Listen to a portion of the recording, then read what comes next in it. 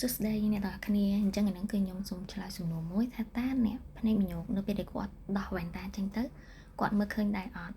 ហ្នឹងហើយនិយាយទៅគឺធ្លាប់មានអ្នកសួរខ្ញុំសំណួរហ្នឹងតាំងពីខ្ញុំនៅរៀនហើយដោយសារតែខ្ញុំទៅតាកាត់វ៉ែនតាថ្មីអញ្ចឹងខ្ញុំនឹកឃើញសំណួរហ្នឹងហើយអញ្ចឹងអ្នកភ្នែកមញោកខ្ញុំនិយាយមញោកឆ្ងាយហ្នឹងហើយភាគច្រើនកាត់នៅលើក្មេងៗដូចខ្ញុំអញ្ចឹងខ្ញុំមញោកឆ្ងាយដែរអញ្ចឹងមញោកឆ្ងាយហ្នឹងមិនន័យថានៅចិត្តគឺមើលឃើញធម្មតាតទៅពេលឆ្ងាយទើបយើងមើលឃើញព្រិលហ្នឹងហើយឆ្ងាយប្រហែលម៉ានមើលឃើញព្រិលហ្នឹងគឺអាស្រ័យទៅលើ degree ថាតើ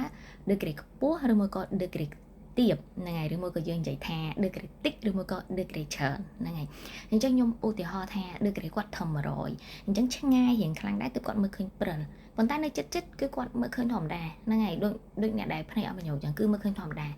តែបើសិនជា degree គាត់ខ្ពស់ឬមួយក៏យើងនិយាយថា degree ច្រើនហ្នឹងហើយ500 600 700អីអញ្ចឹងទៅឧទាហរណ៍ចាអញ្ចឹងមិនន័យថា degree កាន់តែខ្ពស់បានន័យថាចម្ងាយដែលគាត់មើលឃើញព្រិលហ្នឹងគឺកាន់តែគៀកទៅហ្នឹងហើយតែបើចិត្តគឺគាត់នៅមើលឃើញនិយាយទៅដូចខ្ញុំនិយាយអញ្ចឹងណាគឺតាមកម្រិត degree ហ្នឹងហើយតែបើសួរថាដោះវ៉ែនតាទៅគាត់នៅមើលឃើញអត់និយាយទៅអ្នកមញោកដោះវ៉ែនតាទៅគឺមិនងឹតឆឹងទេអ្នកនរគ្នាហ្នឹងហើយគឺដូចខ្ញុំនិយាយអញ្ចឹងគឺគាត់តែឃើញព្រិលហ្នឹងហើយគឺគាត់តែឃើញព្រិលហើយចម្ងាយព្រិលហ្នឹងគឺអាស្រ័យទៅលើ degree ចាអញ្ចឹងថ្ងៃហ្នឹងមានប៉ុណ្ណឹងបាយបាយ